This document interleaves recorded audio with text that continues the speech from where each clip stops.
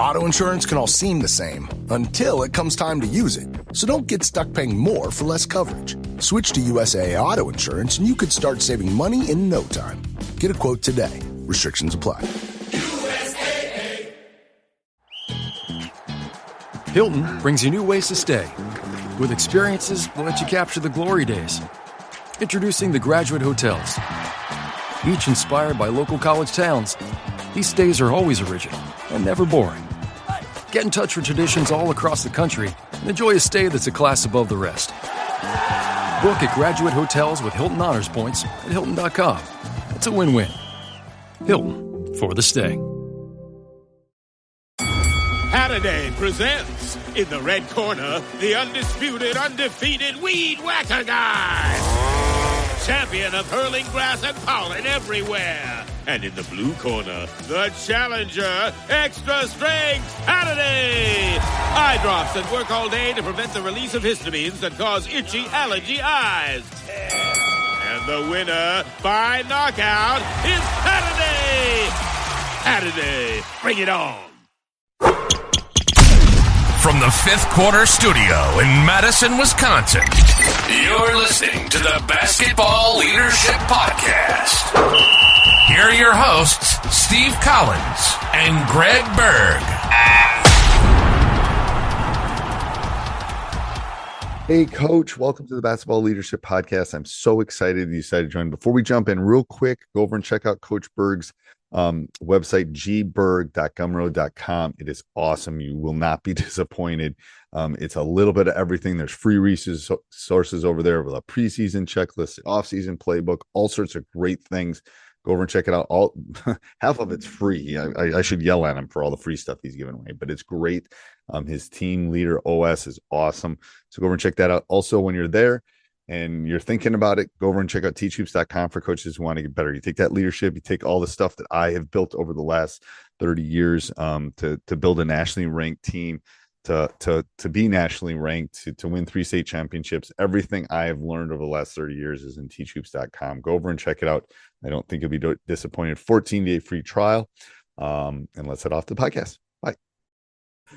This is Coach and I are chuckling because I just read the topic before we came on. I go, this is so true. But welcome to the Basketball Leadership Podcast. Today's topic, we're going to talk about winners being wired different. What do you mean by that, Coach? You know, the day that we are doing this is the day I posted this, and it's kind of going wild on X right now, to be honest. So I'm like, you know what? Let's talk about this. But winners are wired differently. I've got 8 reasons why, and I'll go through them quick. But I think, number one, they compete at a different level than others. So there are people that think they're competitive, and then there are people who are really competitive, and they more hate to lose than they probably love to win. That kid wants to win more than breathe or eat. Like I can pick them out. They are unicorns. I can pick them out in a second. Like poof. Like that kid is, yes. Totally. But do they love to win more than they hate to lose, or vice versa, do you think? I don't think they like to lose. I don't think it's about the winning. I just think they don't like the feeling of losing. Yeah. I think that's more of a motivator to them, is to not lose. Yeah. They don't think about the win. They think about the win as almost a relief. Yeah. It's almost like, oh, phew, okay. Yeah. All right. Next one. It's like, yeah. But the losing is like, oh, someone just dragged them through it's like, oh my God. They don't want that feeling. So they're going to do whatever they can to not get that feeling. Yeah. And I don't think, and the thing is with winners, I don't think they get that.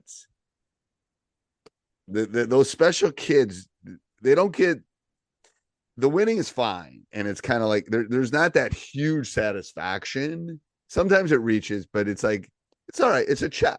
All right. I did my homework. Next. Yep. It's not like, oh, I got 100 on that test. Yay. I'm going to go home and celebrate and look. And it's more like, okay, I got it done. Next, move on to the next. It's almost like a check mark, a homework. Yeah. Check, something. Well, I don't know how to and describe it's it. why we talk about the process so much, because we've won at the highest levels. You win that last game, season's done. It's not like, right. and the people that have won championships, it's not like, oh, we did it. I mean, it doesn't make you feel, you wake up the next day and you're right back at it. So you understand. It's pretty good, Coach. It's pretty good. I know it's a great it's pretty feeling. good. It's pretty good. It's the only time, like, I've won 3 state championships. That year is a pretty good year because you're the state championship until the next one's crowned. It's a pretty good. It's I've been chasing it. It's pretty good. It's pretty good. Like, from everybody. Like, yeah, I know. My point, like, I know what you're saying. I know the next day it comes, and it's a great feeling. But it's part of the process, I guess. It is. I'm sorry. It's true. You're true. It's true. It's true.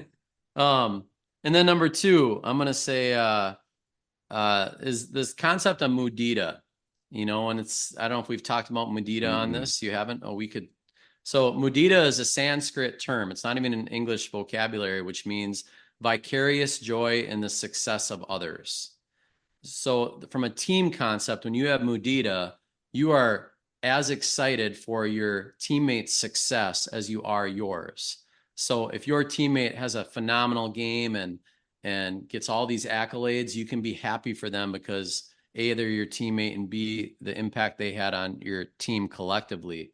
University of Alabama softball coach is the first person I saw that used that. Patrick Murphy. He's like a phenom for women's softball. But mudita, it's a great term, and it's something I would encourage people to look at. No jealousy, pure joy in the success of your teammates. Number 3, I love that. They master the secret. We've talked about this before, but just because you have a negative thought does not mean you have to believe it. That's the secret. Basically, they're mastering their mind. Winners don't let negative thoughts creep in and affect them. They can overcome that. 4 is the whole concept of failure. I think winners, true competitive winners, don't believe in failure. Kobe Bryant said failure does not exist. Failure is just growth. It means I found something to get better at. And it's not black or white. It's a process. And I think that's a powerful theme for winners. Number 5 is that next play mindset that we've talked about. They can move on quickly to that next play. They don't dwell on mistakes. It kind of goes hand in hand with failure. Yes. Couple more in basketball, and I think in everything, and this goes with next play, but they value every possession. Winners know basketball is a possession game, and so they go on to the next play quick, because if they made one mistake, they can correct that quickly by winning the next possession. 7 is about energy givers and being a positive energy giver. And then number 8, and I think this one's really important, and we forget about it, but winners know why they win and how they win. And I think there's a lot of people that play the game. There's a lot of coaches that coach the game, a lot of players that play, and they don't know when they win, why they won, or how they won. And I think the best coaches and players know why they win. And it sounds like also know why you lose. Also, I've had coaches that, like, they'll be talking to me and they're diagramming all these plays and they've got all these cool things, and their team does not play a lick of defense. And they're like, yeah, we need to get better defensively, but they have no idea that, giving up 75 points a game isn't really going to matter. That inbounds play that worked isn't going to matter if they don't understand how and why they win. Yes, I agree. So I threw a lot at you there, No, Steve, I think number 2 is the hardest one for kids to do. Mudita. I think it really is. It's hard societal wise. It is. It's hard. But it's what a team is all about, right? 100% agree. 100% agree. I even see it in the teaching profession. Someone will get something, and then there's this it's like, no, be happy for them. That's their thing. It's like, I think. Yeah, that would be an interesting one to dive into, about how you can help them celebrate, how you can help them. And the special ones do. Like, I've had some pretty special players, and I can see when, they're getting these honors, I can just see it in their teammates, how happy their team and their friends too. It's like, that's part of it too. I have a great video, and I'll share it with you and people right now. You can find it on YouTube. But when I give my presentations on leadership and culture, I use this video to talk about mudita. What does mudita mean? And it's a video of it's Patrick Murphy's team, and it's pretty old. It's probably 15, 20 years old, but her name is Brittany Rogers, and she is a player on the University of Alabama. And if you Google it, it's called Anatomy of a Teammate. I don't know if you've seen it, but in essence, it's a phenomenal video because it goes through this entire sequence of her at bat.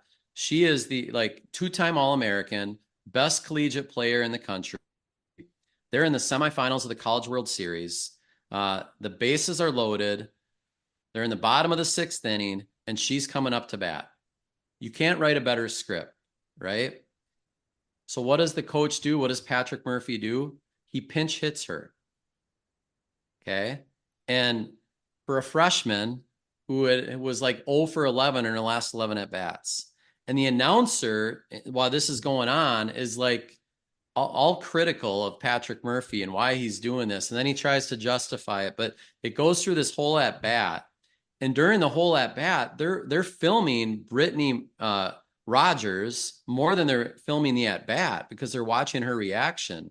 And she's on the top level of the steps, cheering her teammate on, encouraging and all that. And this is a girl that just got pulled out, best player in the country in that situation. Well, the reason that she got pulled out is she's a slap hitter. She's the one that just gets on base, and they needed someone that was going to shoot the gap, a doubles hitter. And this girl, this freshman, was that type of player, and she ended up hitting a grand slam, and they won the game. And Brittany Rogers was the most excited person during the entire at bat and during the win. And it really shows mudita and what it is and what it means. I love that. Sacrificing yourself for the team. She knew why she was up to bat. She could have been upset, but she wasn't. And just think of how that fed onto that freshman girl. That wouldn't have happened if Brittany Rogers was not there. And had been sitting on the bench and feeling sorry right now. I love that. Google that, search that if you want. It's a great and we'll put it down in the show notes too. I'll have Coach put it in our spreadsheet on our sheet here, and we'll make sure we put that link down below. So, all right, thank you, Coach. Anything else? All good, thanks. All right. What's standing between you and your first sale on Shopify? Time, expertise, resources? What if you could multiply all three? Product descriptions? Done. Store insights? Delivered. 2 a.m. customer questions? Handled instantly. Entrepreneurs on Shopify are reaching their first sale faster with AI that works with you. Go to shopify.com/first sale to see how entrepreneurs use AI to grow their businesses faster. That's shopify.com/first sale.